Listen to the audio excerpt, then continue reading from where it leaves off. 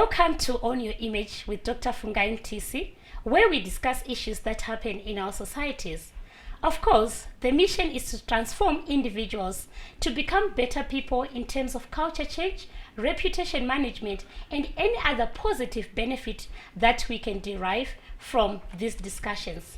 Today, we are discussing the issue of dress code within corporates. Joined in the studio by a young woman who is an employee who is aspiring to also climb the corporate ladder, Caroline Muwori. Caroline, welcome to the studio. Thank you, Dr. Mtisi. I understand you are a young employee. Yes. You work in an organization. What's your feeling with regards to the dress code? I respect organizations outlining dress codes. And it's a culture that we need to maintain because people need guidelines. But at the same time, I think there's been other factors to look at. For example, you see people like Mark Zuckerberg, he wears t-shirts to business meetings. You see people like Kim Kardashian, they wear these tight-fitting clothes and they still make lots of money. And so I think with those factors and other factors to look at, organizations need to relax a bit in as far as outlining dress codes. Okay, Caroline, take us through your wardrobe, your day-to-day wardrobe when you're going to work. What is it that you want to have? I am a young person, Dr. Mtisi, and I do not want to be in boring clothes and in a boring environment, probably. And so I want everything around me to be exciting, including the way I am looking, and at the end of the day, achieve the expected results. And so I would appreciate if my boss would allow me to wear decent clothes, but not so formal, because that is so yesterday, and we are so done with that. At the end of the day, what they want are results. And of course, they want me to dress decently. But please, we do not have to remain in the old times of doing things the old ways. We don't have to continue wearing the suits that our mothers wore. Let us just relax. Okay, let me just probe you to explain further. What is boring? Like I mentioned, my mother was wearing suits in her olden days. Mm-hmm. I can't be wearing the old suits. They're fashionable suits. You know, tight-fitting pants, maybe not crop tops, but, you know, jumpsuits, decent jumpsuits. Like the top that I'm wearing, this is not formal, this is casual. But with the skirt that I'm wearing, it's business casual. And so these are the kind of looks that we would want to wear and still achieve results in our organizations. All right. You have mentioned jumpsuits. Let me bring in the type of customers that you'll be dealing with when you're at work. Ngatore vana baba vechikuru. Do you think they would take your organization positively? Wakapfeka jumpsuit. Why not, doctor? That old person you are talking about is my father. And he saw me leave the house in that jumpsuit. So why not? And at the end of the day, sometimes what they need is delivery and a good personality. And sometimes people are misjudged. It's not what a person wears that delivers. Of course, we want decency. We want, something that people can look at and appreciate. But these directors still want us to remain in the old ways of wearing the suits and these formal outfits, which is not on. It's not right. I think times have changed. Things are moving, you know. Caroline, let me take you into the retail industry. Mm-hmm. Is it easy to find the corporate wear or something which is different that allows you to be yourself? Yes, it is. Absolutely. Like the jumpsuits that I mentioned, they are not always revealing or tight-fitting. They are loose but very formal or semi-formal, something that you can take to work, or you can even throw a blazer on. And there's nothing wrong with that, doctor. There's absolutely nothing wrong with that. All right. Let me also ask you a question. I've seen other young women even wearing revealing clothes, the bust, the cleavage outside, the undergarments, they're revealing. What's your take on that? Like I said previously, I agree to organizations having dress codes. There has to be a guideline, otherwise people will get lost in being liberal. But at the same time, there has to be a bit of relaxation in the outlining of those guidelines. And so an organization will say, listen, we want you to wear relaxed clothes, but you don't have to be revealing. You have to be modest, but you don't have to be too formal.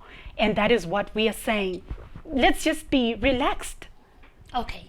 Yes. How about also involving you in the formulation of the dress code? Because I understand some organizations then go on to give you the corporate wear. Do you feel that you should be involved in the whole process of formulating a dress code for the organization? Definitely. I'm going to be wearing that uniform 24/7. And if I'm not happy, I'm least likely to be productive. I need to feel comfortable.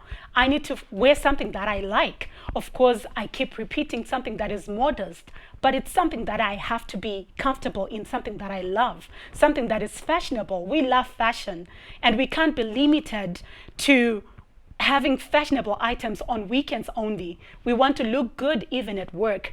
And sometimes the uniforms that you get are not so good. They're not beautiful. They tie you down, they put you in a box. And we don't want that.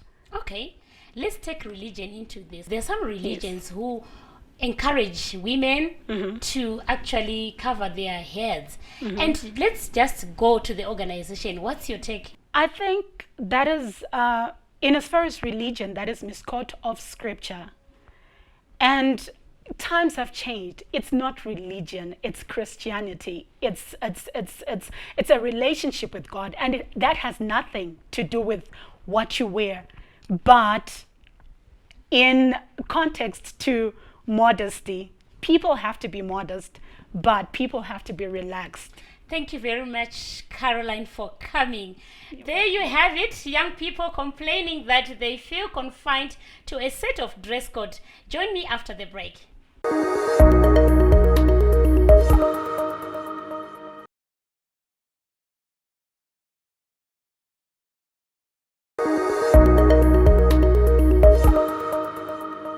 Welcome back to Own Your Image with Dr. Mtisi, where we are talking about dress codes at work. Young people feel that they are being confined to the same dress code, yet a lot of people have different views. Let's get into the streets and hear what people have to say about dress code at work. I believe that having a dress code at work is very, very important because we are now living in a very dynamic environment where people feel that they would like to express themselves in different ways. They want to express themselves in the way that they dress. But each corporate environment or each organization has got an identity that it wants to be associated with. So if everybody is just going to wear whatever they want to wear, it might not necessarily be what the corporate organization is trying to portray in terms of its image. So I definitely feel that having a corporate wear is much, much better because then the organization is able to express what it wants to express in terms of its corporate identity. Redu basa iri haritombode madress codes because zvinogona kungoponja panapa ndakutopinda pasi saka nyaya yemadress codes zvatoo zvimwe nekuti dzakuda kuwatywa isi pamwe tongorara tichidhiraivha nekudzoka takadaro saka yedress code haiite kunoko. Panyaya yehembe apa sesisu sekumaindastry zvamunongoona daika tikapfeka maworksuit zvinotibatsira because kumaindastry kuti nemachemicals atinosangana nawo anokwanisa kudestroy hembe dzedu and nemasalaries atinopiwa mabasa hatizokwanisa kuzotenga dzimwe hembe. Saka toona kuti tikapiwa zvakaita zvimaworksuits magamboots kana maglove aya zvinokwanisa kuti kulasta for a long time rather than kuenda nemacasual hembe dzimwe zvinozotinetsa pakuzotenga dzimwe hembe. Saka ndoona hangu kuti vanhu vakapiwa mauniform zvinhu zviri nani. Wow, interesting comments from different people there. And right now I'm joined by Gloria Makoni to also expound on the topic of the dress code. She's representing women who are plus size. Welcome, Gloria, to the show. Thank you for having me. Gloria, do you feel that organizations are incorporating your full figure, considering that in Africa we have got women who are big like you? I don't feel the corporate world is accommodating us, the plus size women, because when they are designing their uniforms for us to wear, they are not accommodating our full figure, our big caves and stuff. So we don't want to go to work and then feel uncomfortable wearing things that do not fit us. We want a situation whereby you are comfortable, since we spend most of our time at work. It's about 9 hours of our daytime, so we need to be comfortable in the clothes that we'll be wearing. Wow. How about even if you go in the shops, do you find it easy to get the clothes that you prefer wearing? It's difficult for us, the plus size women, to get clothes out there in the market. If you then find a company that designs clothes for bigger women, they will be out of reach for an average person. But taking the Zimbabwean women into consideration, we have a bigger number of the plus size women, but the manufacturers do not accommodate the plus size women. Gloria, so do you feel that when corporates are planning their dress codes, they're not incorporating the African figure? Do you think so? Yes, I believe so. Why? Because when the corporate wear was formulated in the later days, they were catering for the slim girls, the slender girls. But now we have so many ladies who are out there going to work, and they are big, and they are the plus size women. So I would like to suggest to the corporate world, if they can, if it's okay to keep the brand, to keep the corporate colors and stuff, but allow the bigger women to have their own designs of clothes that will actually fit them and which they are going to be comfortable in. Let's bring in men into this. I've also seen big men, a plus size, wearing a formal suit or shirt. What's your take as well in with regards to that? Yeah, I've also seen men getting very uncomfortable in the corporate wear, because it's the same as the corporate wear for the women. It's also designed for the slim guys and the bigger men with their Bellies. wonderful bellies are not catered for. Yeah. So it becomes funny when you see men being choked by a tie, and then his buttons are about to burst out. Open up. All because they want to wear the corporate wear. So I believe the organization should allow the guys to actually wear what they are comfortable in. At the end of the day, what they want are results. So if someone is comfortable in what is wearing, I believe that person is bound to deliver more. Wow, viewers, having challenges with the dress code, the corporates out there, are they really factoring in the full figure or plus size? Thank you so much, Gloria, for coming. Thank you, Dr. Mtisi. Join me after the break.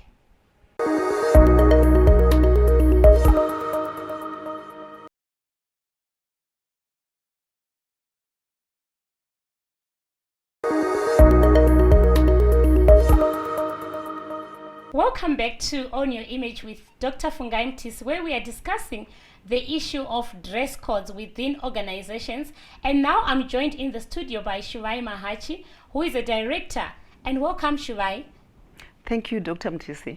Shuvai, we have young people who feel that organizations are confining them to a certain dress code. At the same time, we have got full plus or plus size women who feel that you are also not considering their natural body structure. What is your take on that? Thank you for that question. I feel that organizations should take into consideration the views of the young people and those who are big. So I feel like, for example, my company, when we structured the dress code, we took into consideration the views of the young people. So when we did that, we also brought in the designer and the tailor so that they would understand exactly what the employees wanted. Also, what we do at my company is that we review the dress code every 5 years, because during that time we get new employees coming. So we'd want the input of those new employees. Because of that, we've not had any problems with our dress code. Oh, beautiful. So do you feel that dress codes affect performance? Dress codes don't necessarily affect performance. But what I've realized is that when all the employees have the same dress code, it brings them closer together because they are wearing the same thing. Also, when we've taken into consideration their views, they are comfortable wearing those clothes. And as you know, the branding of a company depends on the dress code. So we ask employees what they understand in dress code. We make them understand the branding of the company. That way, they are more comfortable with the dress code because we make them participate in the branding of the company. We put their views into consideration. So we have not had any problems because we consider their views. We consider what they think. That way, they are more comfortable with the dress code. Young people are also expressing that they want to be diverse, they want to be fashionable, they want to express themselves. And earlier on, we spoke to a younger employee who expressed that she feels that why not wearing a jumpsuit to work? What's your answer on that? You know, first impressions are very important. We deal with accountants, we deal with lawyers. So when they come to the premises, what they see is first impressions. The impression that they have in their mind is very, very important. It's crucial to the branding of the company. So jumpsuits, no, it's a no-no, because first impressions are very, very important. Thank you, Shuvai. Earlier on, when we were researching about this topic, we also spoke to men, and men indicated that when we try to correct women how they should dress, then the issue of sexual harassment comes in. Do you have a proper structure in organizations where also men are able to add value in the crafting of the dress code? Yes, we do. Like I said before, we put into consideration the views of all the employees, and this includes men. So we do put into consideration the dress code, which includes men and women. So men have a say in the dress code. What's the motive behind the dress code? The motive behind the dress codes for most companies is to protect the image and the branding of the company. So it's very important to have a decent dress code and also to incorporate the views of everyone so that you protect the dress code and the image of the company. I have seen young men, you know, in the working premises with their trousers down. What picture does it give? It doesn't give a good picture, especially to customers who are coming from corporate companies, like, you know, accountants, lawyers. So when they see someone with pants down, it doesn't give a good image for the company. So that needs to be, it needs to be avoided. So that's why a dress code for the company is very, very important. Right. Let me bring in the issue of being African, being Zimbabweans, being African. Why do we sometimes confine to the Western standards of dressing in the workplace? We're Africans, why not be creative and also incorporate our prints, our designs? Yes, I think we should do that because we've got our rich, you know, cultural heritage. Also our ethnic colors like the golds, the browns. So that those need to be incorporated when we have the dress code. So those colors are very important, the African colors. Thank you very much, Shuvai, for coming to actually expound on the topic of dress code. Thank you, Dr. Mtisi. There you have it, the issue of dress codes within corporates. The young people feel that they should be allowed to express themselves. Big women, even men, feel that incorporate that into the dress codes.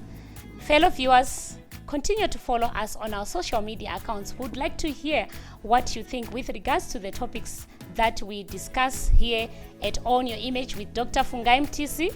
From myself and the crew behind the scenes, confidence is key to success. See you next time. Own Your Image.